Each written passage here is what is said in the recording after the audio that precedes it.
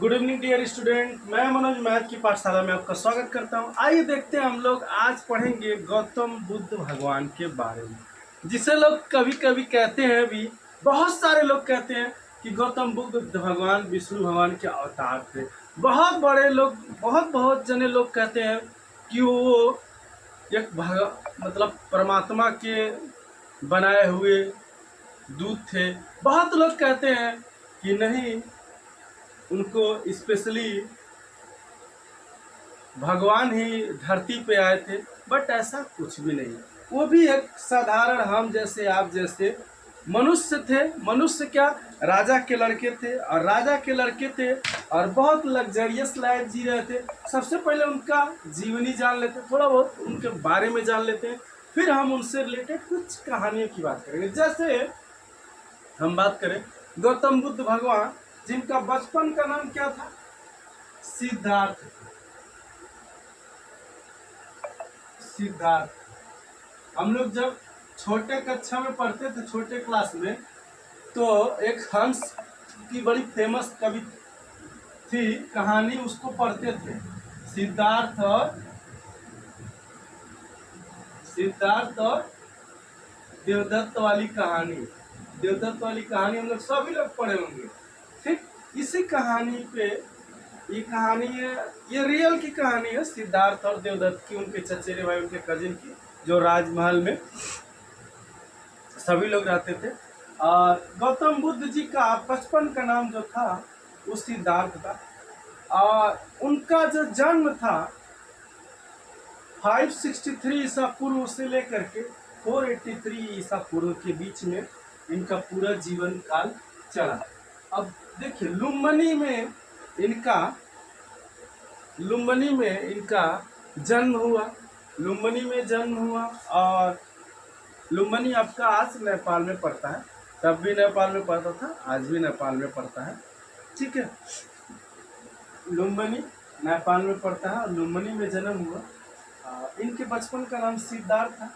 शाक्य वंश की इन्होंने स्थापना की थी, और इनके माता का नाम महामाया और पिता का नाम शुद्धोधन था। माता का नाम ज़्यादातर हम लोग के समाज में, पहले के भी समाज में, आज के भी समाज में, माता का नाम पीछे दब जाता है। पिता बेसी सारे लड़कों को देखा जाता है। अब तो माता का नाम हर कार्य में पूछा जा रहा है, लिखा जा रहा है, सब कुछ हो रहा है। बट सबसे पहले फादर का नाम ही चलता था। फादर के नाम कोई भी पूछता है तो आदमी यही बताता है कि आप किसके लड़के, क्या कहेगा आदमी, फलाने के लड़के, ढकाने के लड़के। मतलब वो अपने फादर का ही नाम बताएगा, ना कि माता का नाम बताएगा। तो शुद्धोधन जी बहुत बड़े किंग थे। और जैसे ही महारानी जी ने सिद्धार्थ जी को जन्म दिया, तो प्रसव पीड़ा के कारण, जिस पहले बहुत मेडिकल उपचार नहीं था, सारी चीज़ें नहीं थी, वैद्य लोग थे, सारी उसी हिसाब से सारी चीज़ें चलती थी, तो महारानी की मृत्यु हो गई। तो इनकी मौसी जो थी, जिनका नाम था प्रजापति गौतमी, जिन्होंने प्रजापति गौतमी ने इनको पाल पोस करके बड़ा किया। और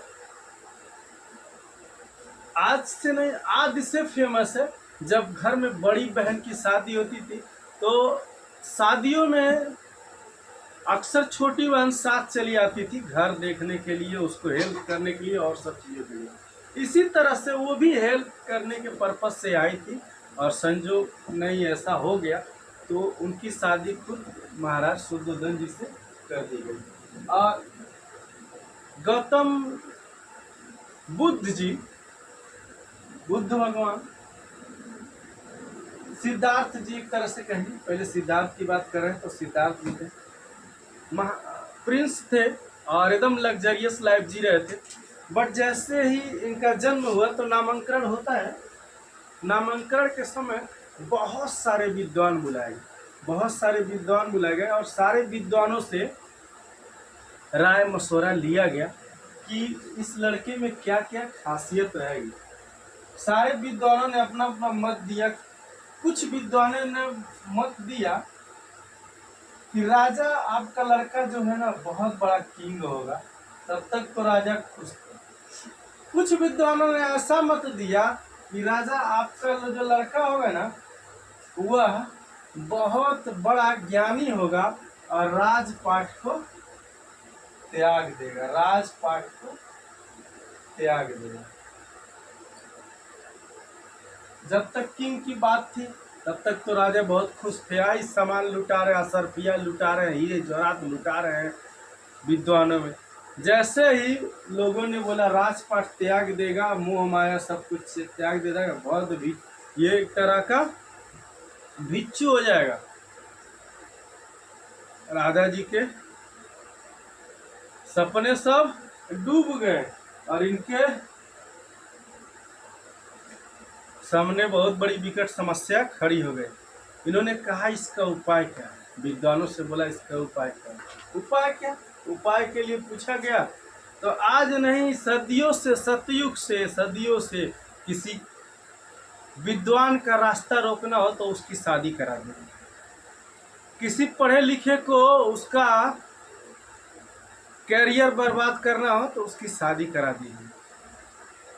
इसी तरह से सिद्धार्थ जी की भी शादी करा दी गई और जब शादी करा दी गई और इनको महल से बाहर जाने नहीं दिया जाता, सुख सुविधा जैसे ये बड़े हुए शादी करा दी गई, सुख सुविधा पूरा दिया जाता था, कभी भी महल से बाहर जाने नहीं दिया जाता था ताकि बाहरी दुनिया के बारे में इनको पता ना चले। और महल में भी ना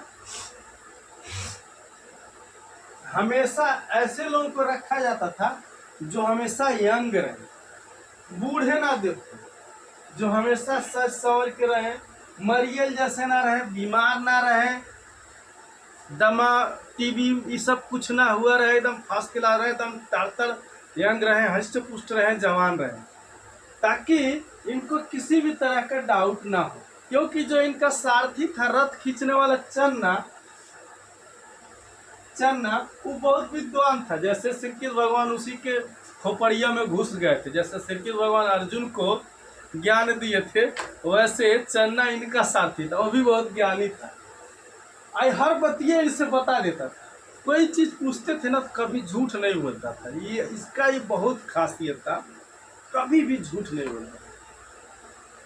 तो जब थोड़ा बड़े हुए, शादी विवाह हो गया, सारा कुछ चल रहा फर्स्ट क्लास, एक दिन इनके मूड में आए ना पता नहीं क्या बोले, पिताश्री मुझे महल घूमना है, पूरा राजपाट घूमना है, बाहर की दुनिया, जंगलों में सैर करना है, ठीक शिकार करना है, ये सारी चीजें।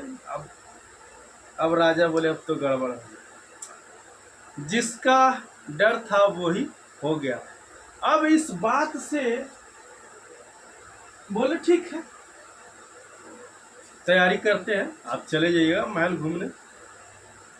महल को पूरा एकदम सजा दिया गया, एकदम चारों तरफ फूल लगा दिए गए, सब एकदम सेटअप कर दिया गया कि ताकि राजकुमार निकलेंगे तो दोनों तरफ से फूलों की वर्षा होगी, स्त्रियां फूलों की वर्षा करेंगी, पुरुष गाना गाएंगे और अपना ढोलक तबला बजाएंगे, ताकि इनको लगे कि बाहर की दुनिया भी ऐसी ही है जैसे हमारी राजमहल अंदर की दुनिया है। बट होनी को कोई टाल नहीं सकता, होनी को कोई टाल नहीं सकता, होनी को कोई रोक नहीं सकता। जो होना रहेगा जिस समय पर वो उसी टाइम पर होके रहेगा, चाहे आप कुछ भी कर लीजिए।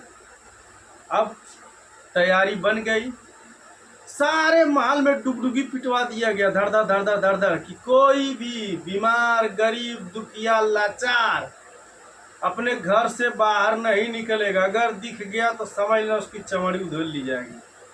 सब लोग आराम से शांत अपने अपने घरों में दुखते रहे। राजकुमार जब निकले, स्त्रियां फूलों की बारिश कर रही हैं, पुरुष अपना गाना गा रहे हैं, डांस दिखा रहे हैं, पूरा इस तरह से एंजॉयफुल लाइफ चल रहा है। चन्ना अपना रथ लेके जा रहा है आगे, डुग डुग डुग डुग आगे बढ़ रहा है कहानी। अब हुआ यूं, थोड़ा दूर गए जंगल से पहले तो एक मरियल टाइप का बूढ़ा दिख गया। चन्ना से पूछ लिए सिद्धार्थ कि ये कौन है? अरे साहब ये बूढ़ा हो गया। इतना बुढ़ा हो गया है, अभी रिटायर्ड हो गया, ये जाने वाला है, इसका टिकट कट जाएगा, 1-2-4 महीना में टिकट कट जाएगा। तो बोले हम लोग भी ऐसे होंगे, तुम भी होगे ऐसा, हम भी होंगे। तो चन्ना बोला हाँ सबको ऐसा होना होता है। इनका माथा ठनक गया, अरे बाप रे बाप क्या चीज है। फिर उसके बाद थोड़ा दूर आगे गए तो देखे कि एक आदमी जो है मर गया, उसको लोग अंतिम यात्रा की तैयारी कर रहे थे। तो जैसे गए देखे तो पूछ लिए क्या हुआ, तो बोले कि ये जो है ना मर गया है, इसको लोग जलाने के लिए ले जा रहे हैं, भगवान के पास चला गया, भगवान से इसका मुलाकात स्वर्ग में होगा, भगवान के पास चला गया।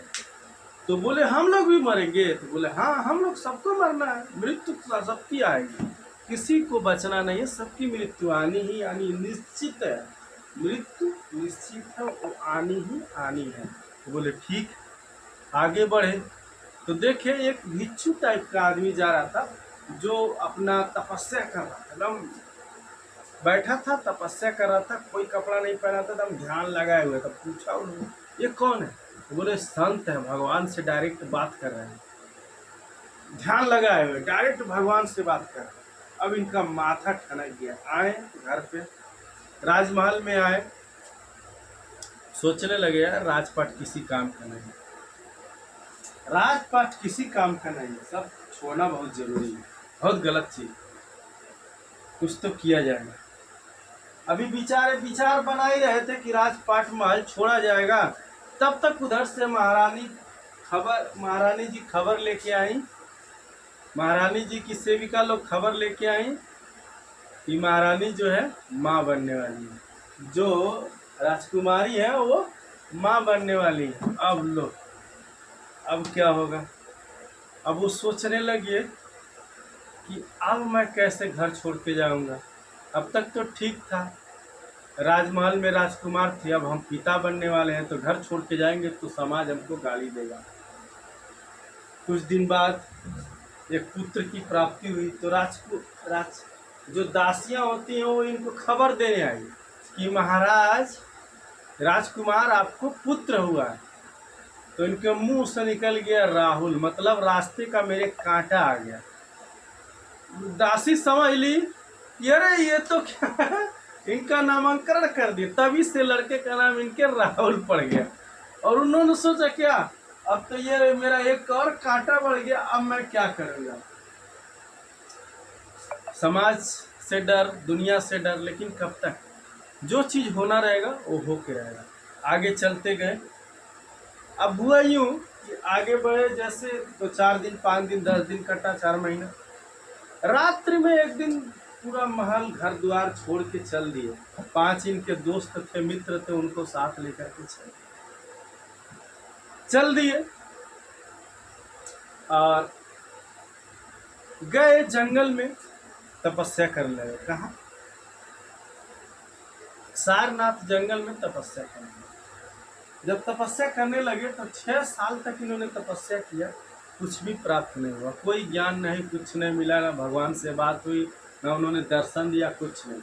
तो एक बुढ़िया एक रात को दिखी, तो अरे रे इस सुनसान जंगल में ये बुढ़िया कहाँ से दिखी, पूछे क्या बात है। तो बुढ़िया बताई ऐसे नहीं ज्ञान, ऐसे नहीं पूजा किया जाता, ऐसे नहीं भगवान धरने पर बैठा जाता है, भगवान को भी डर लगने लगता है ऐसे संतों से।